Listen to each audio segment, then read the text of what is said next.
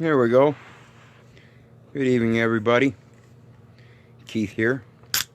Hoping everybody's having a good day. Enjoying life, living life, loving life.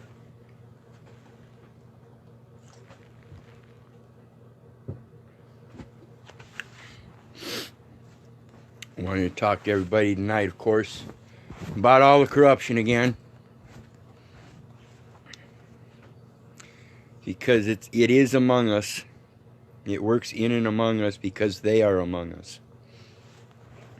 And I'm making reference specifically to a book that I think everybody should read.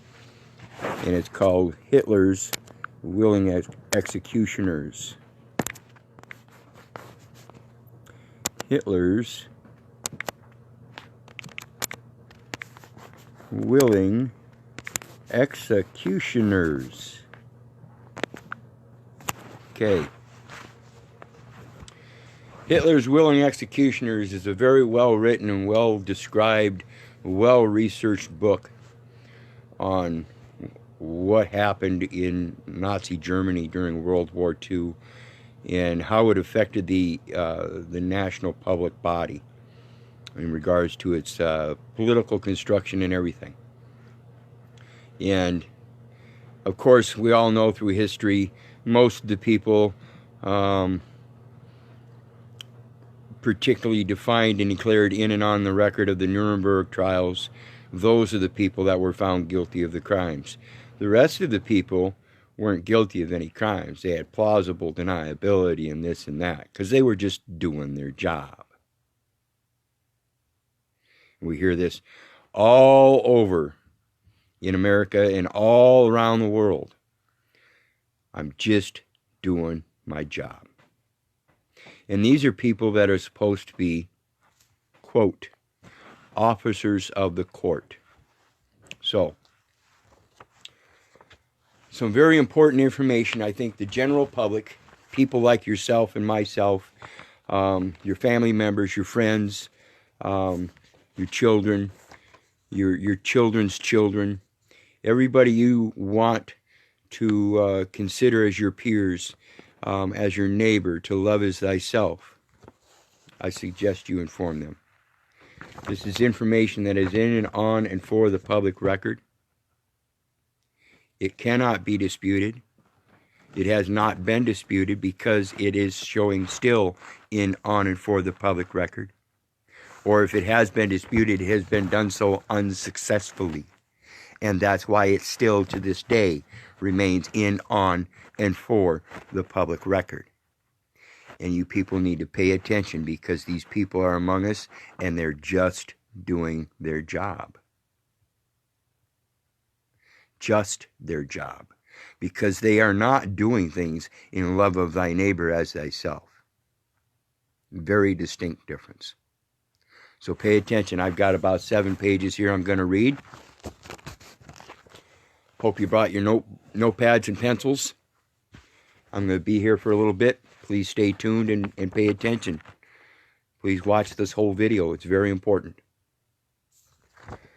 Union Calendar, number 1078, 81st Congress, second session, House of Representatives, report number 3123. This is the report on the National Lawyers Guild, the legal bulwark of the Communist Party. Did you catch that?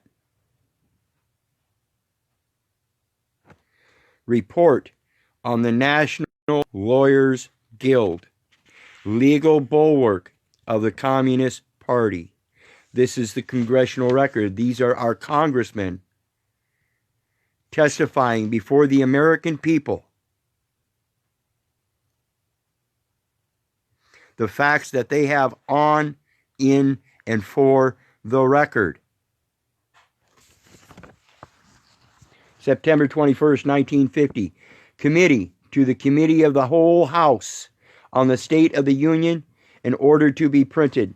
Mr. Wood from the Committee on Un-American Activities submitted the following report. pursuant to House Resolution 5 of the 79th Congress, first session. The National Lawyers Guild is the foremost legal bulwark of the Communist Party.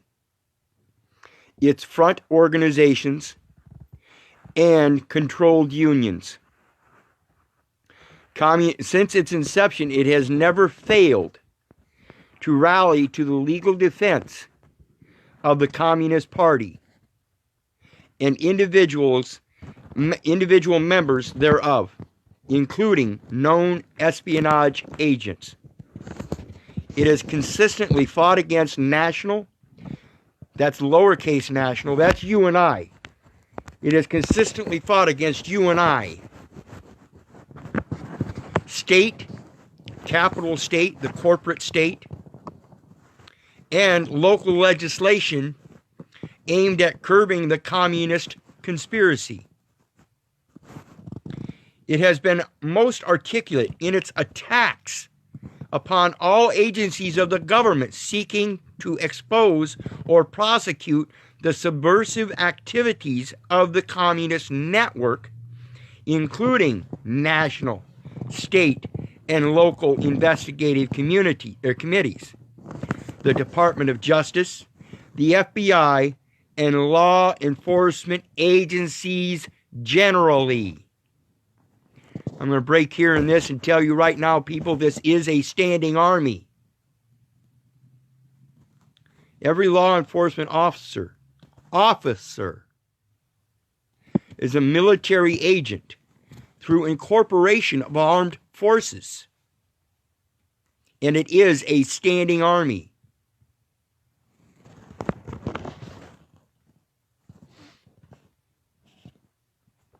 Through its affiliation with International Association of Democratic Lawyers, an international communist front organization, the National Lawyers Guild has constituted itself an agent of a foreign principle hostile to the interests of the United States. It has gone far afield to oppose the foreign policies of the United States in line with the current line of the Soviet Union. Now remember, this is 1950, and back then it was Soviet Union. I'll also point out here, hostile to the interests of the United States. It has gone far afield to oppose the foreign policies of the United States. Remember the impeachment trial they just tried? The Democratic National Committee just tried to impeach the president. That's how far they are going. These aims, the real aims of the National Lawyers Guild, as demonstrated conclusively by its activities, actions speak louder than words, people, for the past 13 years of its existence, and are not specified in its constitution or statement of avowed purpose. In other words, they are contradicting their avowed purpose and not stating it. In order to attract non-communists to serve as a cover for its actual purpose as an appendage to the Communist Party, the National Lawyers Guild poses benevolently as a professional organization which shall function as an effective social force in the service of the people, to the end that human rights shall be regarded as more sacred than property rights. In the entire history of the Guild, there is no record of its ever having condemned such instances of the violation of human rights as found in the Soviet slave labor camps and in the series of Moscow trials which shook the civilized world. The National Lawyers Guild was formally organized as a convention held in Washington Hotel in Washington, D.C. on February 19th through the 22nd, 1937. National headquarters were established in the nation's capital, where they remain today. The capital is the corporate headquarters, And this is where the National Lawyers Guild remains.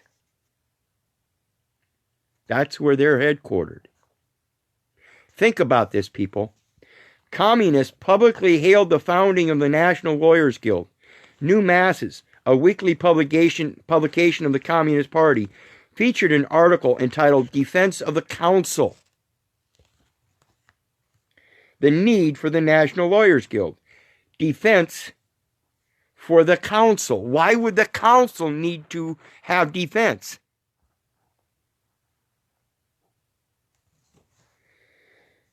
In its issue on June 14th, 1938, pages 19 through 21, this article, written by Charles Recht, an attorney for the Soviet government and a member of the Guild, observed that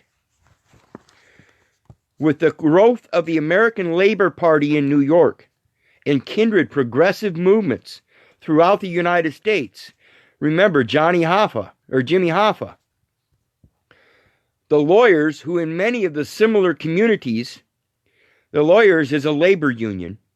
Jimmy Hoffa was trying to help people establish their own labor unions. Now you might comprehend fully why Jimmy Hoffa disappeared. The lawyers, who in many of the smaller communities are the nerve centers of political activities, will be an invaluable aid in galvanizing the latent, underlying, latent, not patent as in open publicly, but latent, underlying, hidden. The latent, underlying, hidden liberal elements of the country into a political force. The National Lawyers Guild can and will form one of the most important adjuncts to a progressive movement representing the interests of the workers and farmers. The International Labor Defense, which was cited by former Attorney General Francis Biddle as the legal arm of the Communist Party, also enthusiastically welcomed the new front, the National Lawyers Guild. The ILD stated in its 1936-37 yearbook that the emergence of the National Lawyers Guild is regarded by the International Labor Defense as a heartening expression of the devotion of thousands of American attorneys to the American principle of democracy. We were promised a republic form of government. And it's telling us right here, is regarded by the International Labor Defense as a heartening expression of the devotion of thousands of American attorneys to the American principle of democracy. Where did this American principle of democracy come from?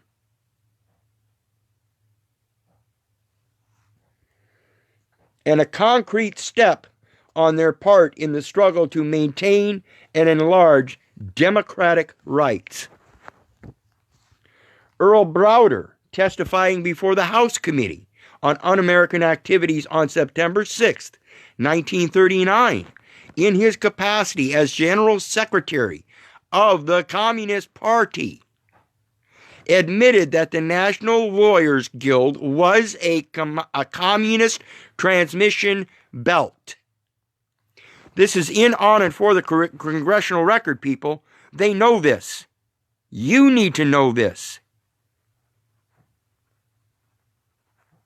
The National Lawyers Guild is part of the Bar Association.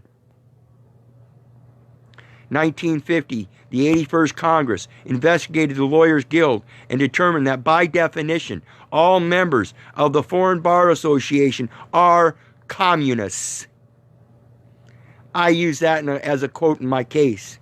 They didn't like that at all. And they better not. And I'm reasserting it now. In, on, and for the record. I'm not the one saying it. I'm laying it out openly to the public that's not looking for it.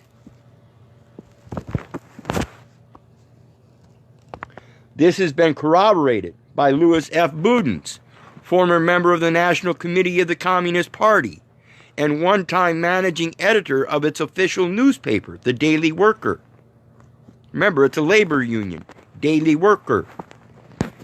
Testifying before the House Committee on Un-American Activities on April 3rd, 1946, 7 years later, Mr. Boudens, again, he corroborated, Mr. Boudens described the National Lawyers Guild as a working ally of the Communist Party and stated that members of the guild would be under the influence of the party, while officers would be communists or fellow travelers.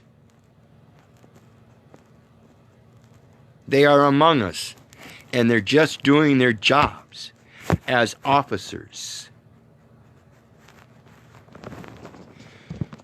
Testifying again before the committee on July 20th, 1948, Mr. Boudens said, in the National Lawyers Guild, there is a complete duplicate of the Communist Party's hopes and aspirations in that field, although there are a number of communists in the National Lawyers Guild. In fact, some of the lawyers locally are not communists, but they play the communist game either wittingly or unwittingly. Again, they're just doing their job. Remember, Hitler's willing executioners will explain every last bit that Congress is reaffirming here through testimony that has been placed in, on, and for the congressional record.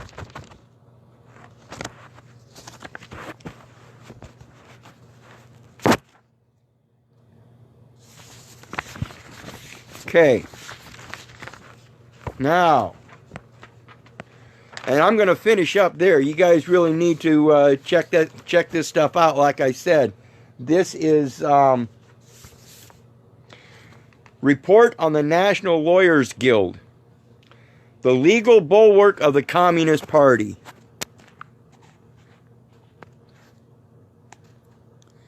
If somebody would do me a favor and type that into comments, just make this easier for me so I can sort my paper here.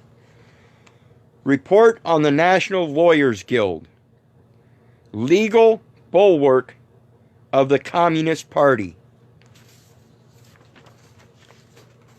And I think it's like a 56 or 57, 58 page document. That's all it is. Okay. Now, in that reading I just read you, it referred to the 79th Congress. And that's where I'm getting this here. It's, the 79th Congress talks about the communist legal subversion. And this starts out on page 2.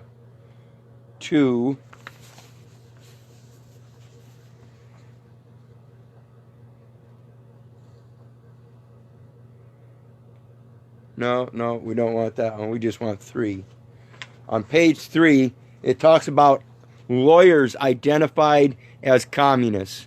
Okay? Lawyers identified as communists. Committee investigations and hearings over the years have stripped the cloak of secrecy from communist conspirators operating in many diverse groupings of American society. They are among us, and they are just doing their job. Organized communist activities centered in various cities of the United States or around key communist targets such as government, labor unions, basic industries, and education and cultural institutions form the scope of many committee hearings. What they're saying here is that the places that they organize their indoctrination, their propaganda, their subversion, their introduction, their what is it? When you want to bring in new members, they have the secret societies in college. In colleges, they have the secret societies, Skull and Crossbones, and of course you're the Masons and all that. Those are all secret societies, and they admit it. Why are they secret? Why are they secret? You read these documents, you'll find out why they're secret. In the course of these hearings, which has held throughout the country, the committee has repeatedly received evidence that certain members of the conspiratorial communist operation were masquerading as respected members of the legal profession. In the decade from 1947 through 1957, for example, more than 100 of the individuals identified as members of the Communist Party by former communists testifying before this committee have also been identified as members of the bar. Most of these lawyers have appeared as witnesses before this committee or other congressional committees. This committee or other congressional committees. What other congressional committees? Well, that'd be the congressional committees that are legislating your laws, people. Approximately a dozen of them informed this committee that they were no longer part of the conspiracy and presented valuable testimony regarding their past activity as lawyers in the party. However, no less than 67 other lawyers have refused to answer questions of this committee or other congressional committees regarding their membership or activities in the Communist Party. They refused to answer. They're keeping the secrets.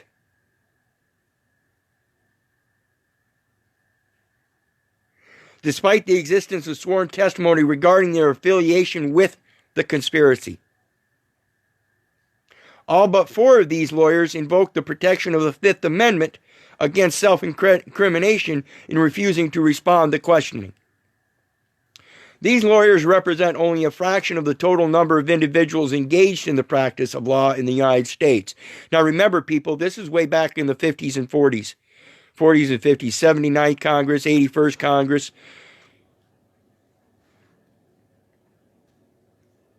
We're talking 7 decades later. How much deeper do you think they've infiltrated? How many more of them do you think there are? How do you believe that they're really initiating all this legislative wording? Because they're workers. They're employees. The fact that a relatively small number of communists have attained status in the legal profession should not be construed as a reflection on the overwhelming majority of the legal profession, in whose loyalty and patriotism the committee has the highest confidence. So that's just a general statement. It's not a matter of fact. Because when I get done reading this stuff, I'm going to remind you people of a couple things, and I want you to pay very close attention to what I say in regards to Corpus Juris Secundum 7, Section 4, and Title 50 of the United States Code, Section 783. Don't worry, I'll repeat it. On the other hand, the fact that more than 100 communist lawyers have been identified in sworn public testimony before the committee must not be construed as a complete picture of communist legal subversion. What they're saying is that though they found 100, it doesn't mean that's all there is. Again, like I said, we're 7 decades later. 7 decades later. You know how many thousands upon thousands of lawyers there are in the United States today? Exponential, people. The committee emphasizes again that its information on the subject was obtained incidentally in the course of its public hearings on broad-scale communist operations in this country. The factual material upon which this report is based does not include information on communist lawyers who have not been publicly identified, nor on lawyers who are not actual party members for security or other reasons, but who nevertheless unswervingly support the Communist Party and its programs. Nor does this report attempt to exhaust information on the subject which may be available as a result of hearings by other committees of the United States Congress, various investigating state committees and governmental agencies such as Subversive Activities Control Board, or information obtained as a result of testimony in the numerous Smith Act trials. The fact that the identified communist lawyers are very much in a minority does not alter the seriousness of the situation whereby agents of the Communist Party, by gaining entry into the legal profession, are in a unique position to serve as instruments for those who would pervert the very democratic process a lawyer is sworn to defend. And this is in perfect reference to the useful idiots.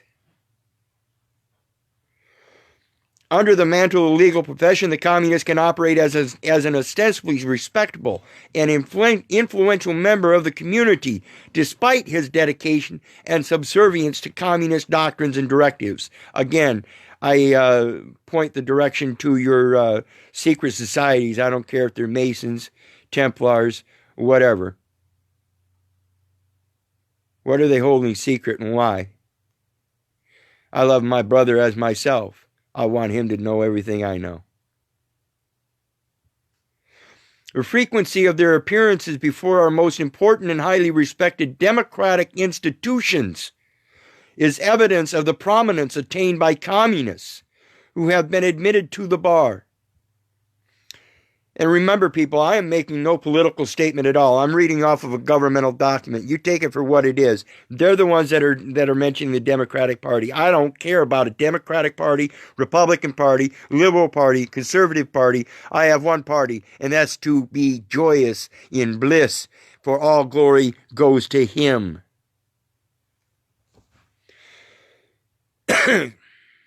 They appear not only before congressional committees, but because of their highly respected profession, are given free access to executive agencies. Free access. They are given free access to executive agencies. Let me repeat that. They are given free access to executive agencies, and yet we are told we have to file a single document and we have to pay for it?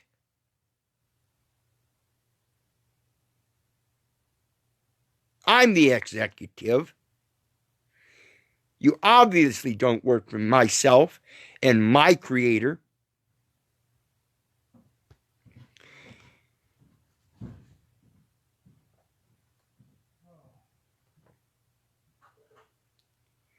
Okay, such as the Immigration and Naturalization Service, and to the state and federal courts, including our highest tribunal, the United States Supreme Court. They're given access to all of that. Guess where those QSIP numbers reside for their birth certificate? That's in the Immigration and Naturalization Services. It's a matter of national importance. And again, you need to pay attention here, because when I get done reading this, I'm going to again give you those two sections I talked about, Corpus Juris Secundum, 7, Section 4, and of course the Title 50 of the United States Code, Section 783. You need to pay attention to those particular sections and read these sections of Congress. In the past decades alone, identified communist lawyers appeared in person before the United States Supreme Court or were on the principal brief. In at least 32 important cases adjudicated by the court on some vital issue affecting the operations of the Communist Party itself. This report must not be construed as a reflection on the right and privilege of legal representation for communists. The cherished American concept of the right to counsel must never be denied, even to communist conspirators who would render such concepts meaningless if their efforts to subvert our government were to succeed. Okay.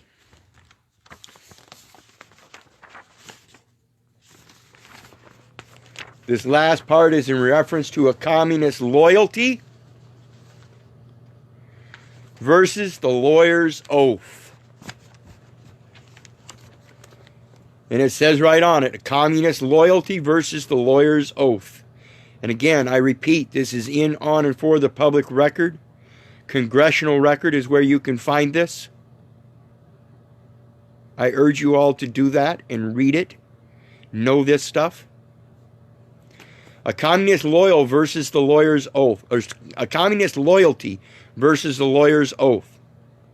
A communist owes his primary loyalty to an international revolutionary conspiracy masterminded in Moscow toward the goal of complete enslavement of the Earth's people.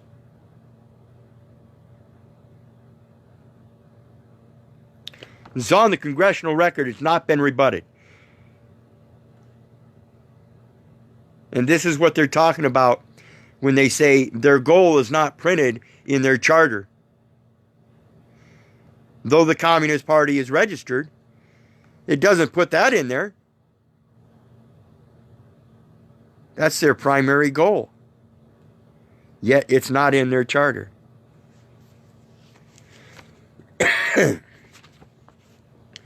By subordinating himself to this conspiracy, a lawyer becomes part and parcel of an operation designed to abolish our constitutional form of government and its guarantees of equal justice under the law in favor of a slave state existence. Corpus Juris Secundum, people. Title 7, Section 7. This is wherein they talk about the attorney. And his duty is first to the court and the public, and then to the client. Same thing here. So these lawyers that are participating and operating as communist parties, willingly or wittingly or unwittingly, if they're part of it and they're operating that way, they're just doing their job, trying to use that plausible deniability. They're certainly not loving their brother as their neighbor, because if they did so, they'd put down that pen, they'd quit that job, and they'd go do something different. Knowing full well that they were trying to enslave their brother? Don't think so. Don't think so. A communist operates under an iron discipline which places his party's subversive purposes above even professional and personal loyalties. A communist operates under an iron discipline which places his party's subversive purposes above even professional and personal loyalties. No communist, therefore, can in good faith take the oath administered to all members of the bar to uphold and defend the Constitution of the United States.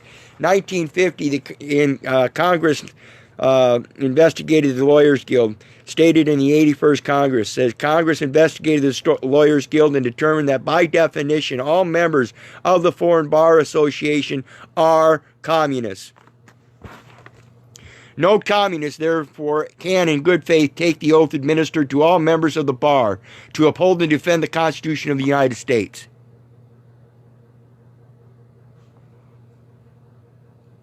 No communist can qualify for the trust imposed upon a lawyer to devote his ability, skill, and diligence along ethical and professional lines to the interests of his client, and to refrain from entering into any alliance or incurring any obligation connected with the litigation in which he is engaged as counsel that would place him in a position where his personal interests would be adverse to those of his client.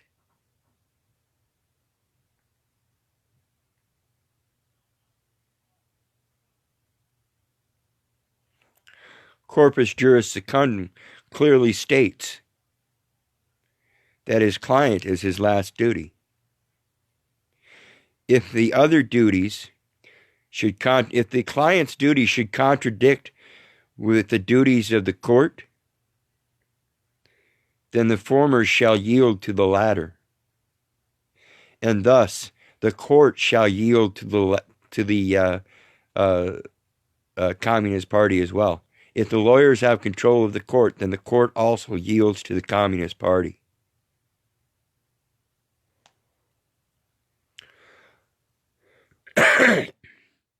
A member of the bar is considered an officer of the court.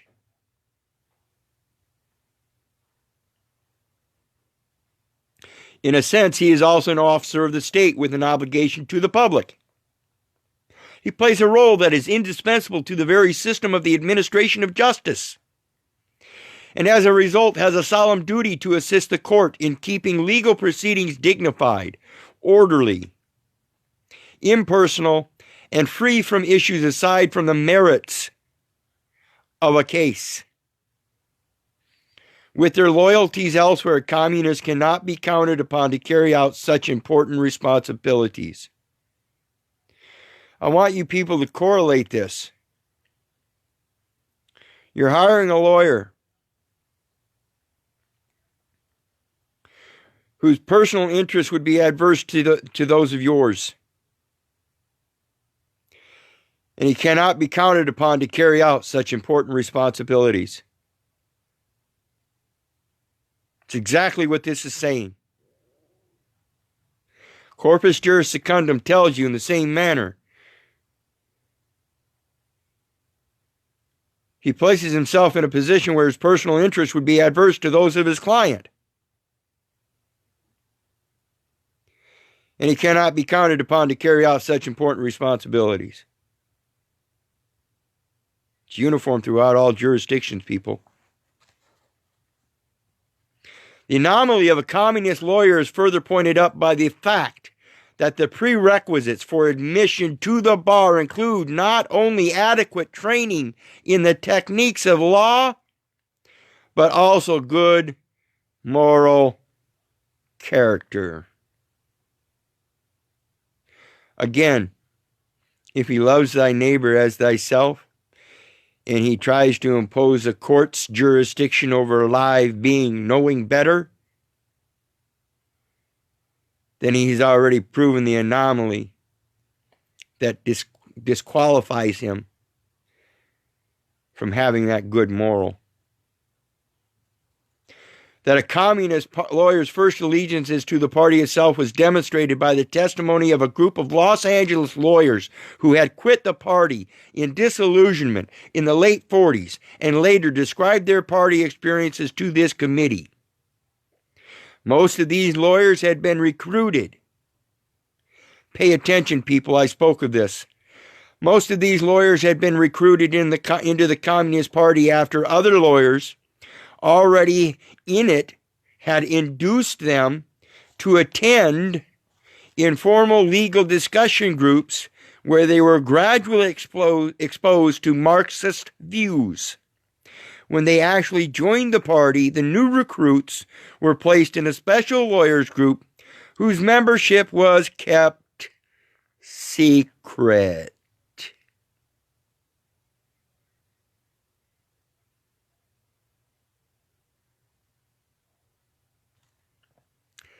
They received intensive indoctrination aimed at guiding their thinking along accepted Communist Party lines. Communist lawyers, the witnesses declared, were not allowed to disagree with party theory and policies.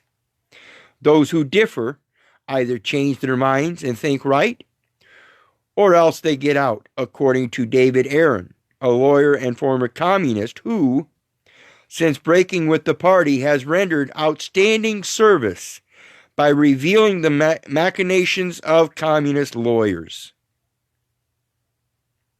These are the kind of people we need. These that are just doing their job and their cognitive dissonance. Sparks them and they wake up and they quit. And not only do they quit, but they open up and they love thy neighbor as thyself. And they spread that information. They no longer keep it secret. Mr. Aaron stated that the lawyers who were communists in the true sense of the word were those who feel that the most important thing is the aims of the party. A. Marburg Yerkes, another lawyer who broke with the party, related that he found his concern for high ideals was being submerged by concern for the Communist Party as such. In other words, his own private ideals were being subverged. So they were oppressing him. So he got out. And that's what these people in this, these people among us, they should feel that subversion, but they don't. Because they're consoled with a money compensation. It's so comforting. It's so comforting to have the nice cotton, soft sheets and pillows and the memory foam. It's so comforting to be fed with a spoon, a silver spoon, and eat steaks all your life and not know a hot dog soup.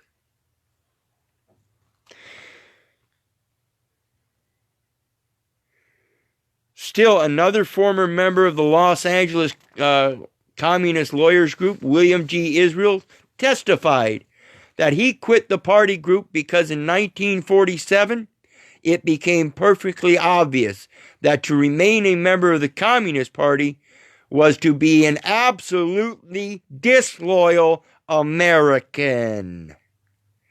Let me read that one more time. William G. Israel testified that he quit the party group because in 1947 it became perfectly obvious that to remain a member of the Communist Party was to be an absolutely disloyal American.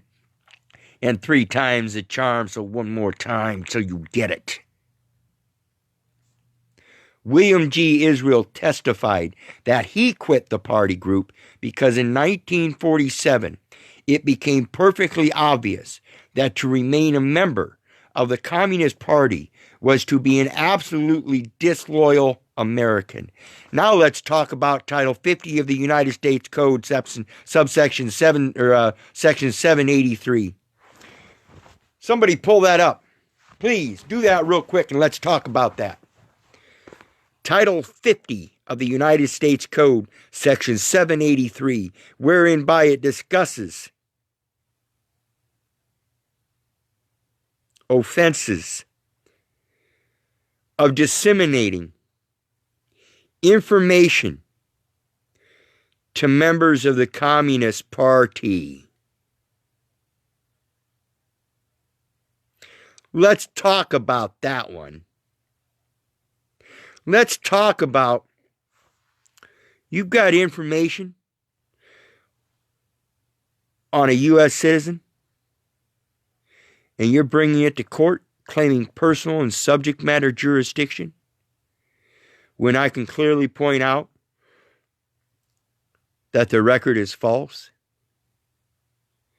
You're committing not only an executor raison tort, but sedition, acts of mixed war upon one of the people, proving your communist intent in trust matters of which you're not allowed to be touching.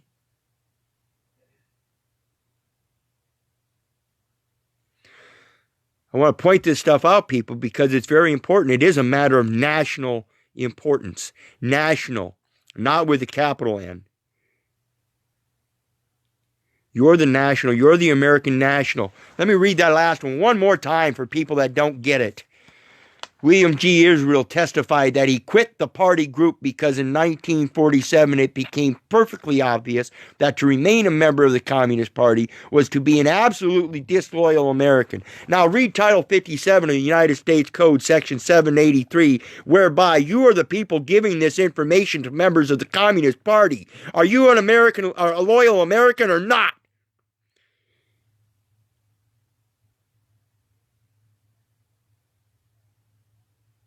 While they're just doing their job, you're not doing enough. You keep giving them information. You keep opening up bank accounts. You keep filing for credit cards. You keep filling out employment applications. You keep filling out automobile loans. You keep filling out house loans, mortgages, foreclosures, without knowing what you're doing. When in fact,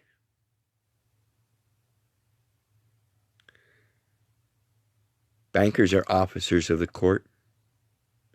Clerks are officers of the court. Bonding agents are officers of the court. Policemen are officers of the court. Notaries are officers of the court. Lawyers are officers of the court. Stenographers are officers of the court. Are you an officer of the court? Why do you keep giving officers of the court information? Why do you keep passing your own private national information to communists? Because we're not just talking lawyers anymore.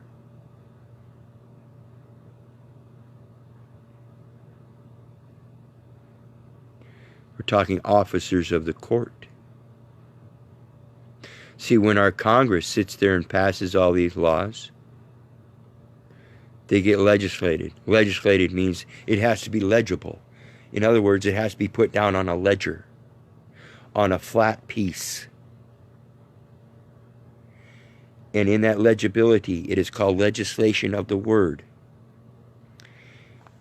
That word, once it's passed, is handed before a committee of lawyers for proof reading. And what they do is they erase the proof by rewording it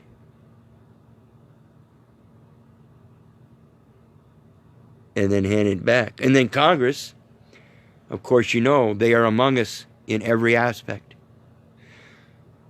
So Congress has all these lawyers that are parts of the Communist Party. Some of them wittingly, some of them not wittingly.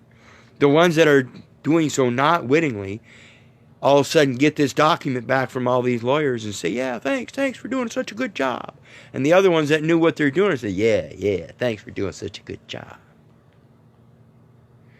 In the meantime, you're not doing anything. You're not even reading this stuff, people.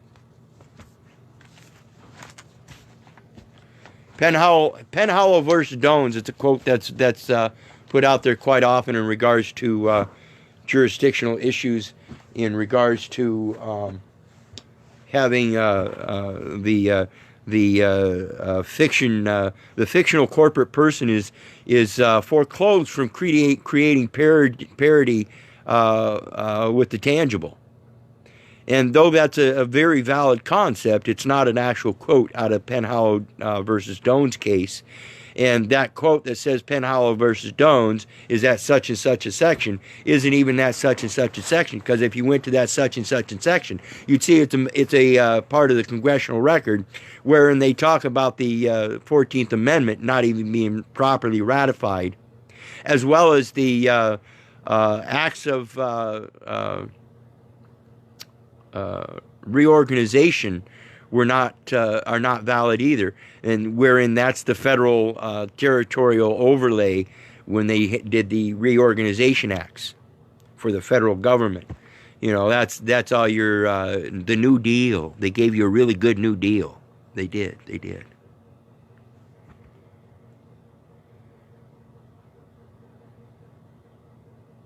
And it's time to step up and create your own New Deal. Because the New Deal they gave you 70 years ago sucks. 80 years ago sucks. 85 years ago sucks.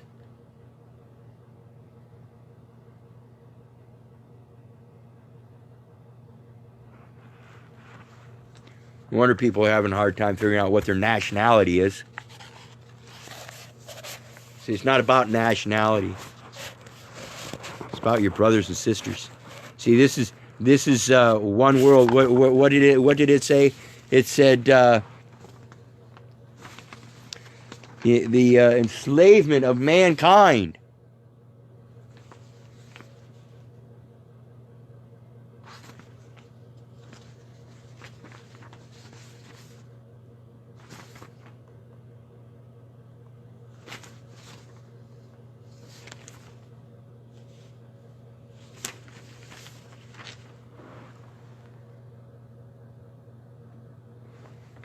Trying to find where it said that, folks, because I want to read that again.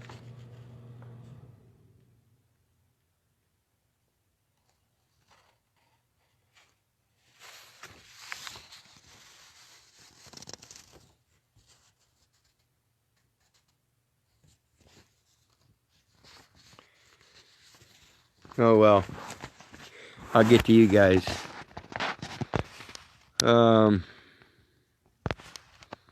Yeah, Rob Beebe says we're overran by officers of the court. You know, there's an old Indian adage that says too many chiefs, not enough tribal members. And that's what it is. You know, we've got to get back to realizing who we are as the executors. We're the one. We're the primary executive body of any government.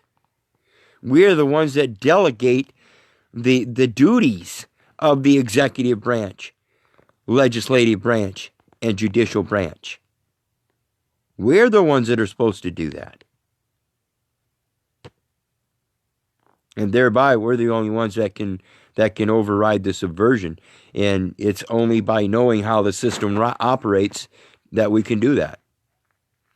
So I strongly urge you people to go back and read these sessions of Congress where they talk about the Lawyers Guild and all this. And you'll read many sessions of Congress, and they explicitly talk a lot about the Communist Party and its subversion and the banking industry being involved in it.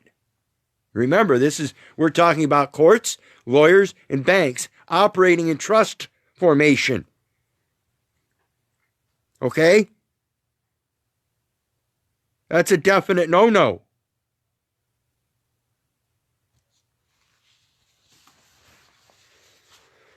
So think about this stuff, people. Again, I got a new laptop coming. It's supposed to be here Thursday. So I'm doing this on my phone. When I get done here, I'll post my PayPal link for anybody that wants to help forward any gratuities. I greatly appreciate it. I certainly need it. I'm trying to build up to prove that what my concept of operating in this commercial system as a benefit, as a benefactor, and as a benefice to others, without showing detriment. In other words, showing good balance or good ledgering of the record. I need that assistance. I can't do it without you. And there are, of course, many other things I need to do along the way. The laptop isn't the only thing. I still need various other pieces of equipment that would greatly help in my endeavors to help you. I can only help myself by helping others, and I'm hoping others will help me in those manners so I can, again, forward a greater assistance. Printer, scanner, all kinds of things that I still need. So, along with supply of paper and stuff like that, to print up various reports. This is one of those things you guys need to do. Print up your own sessions, and then send them to Congress to have them authenticated. They have no problem taking an 8-page document and saying, yeah, that's the same as our congressional record. That's where it comes from. They have no problem authenticating it. That's their job. They're just doing their job. Have them do their job. Anyway, remember, if it wasn't for you guys, I wouldn't be doing this. So please pay attention when I get done. I'll put my PayPal link up there. And hopefully you guys will help forward some gratuities as well as forward this video. I think it's a very important one. Again, look at your Corpus Juris Secundum, Title 7, Section 4, wherein it talks about the attorney's duties. They override that of his client, shall they conflict. In questioning jurisdiction of any manner, you have to assert your original jurisdiction as the original one to be able to first bring a valid claim. Their claim is fraudulent. It's false. It falls under fatality under Rule 12b-6 of the Federal Rules of Civil Procedure, failure to state a claim upon which relief can be granted. They're not even supposed to be in that goddamn courtroom.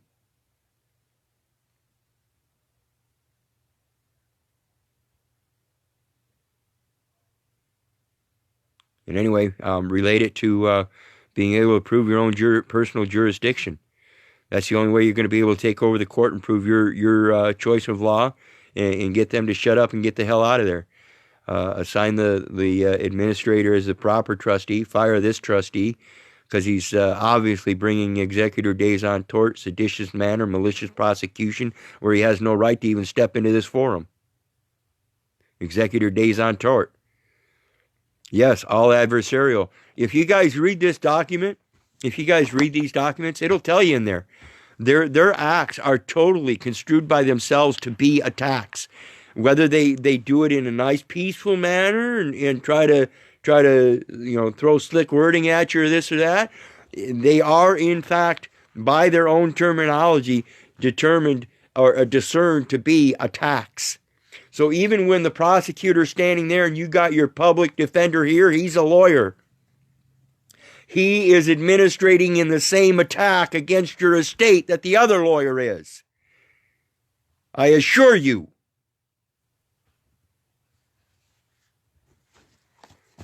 So anyway, I'll post my PayPal link. Hopefully you guys will help me so I can help you more.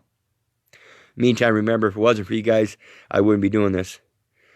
But even without you, I'm still going to keep doing it. It's the only path I know. He's my guide. He protects me, and I shall not waver. God bless y'all. Have a great night. Bye-bye.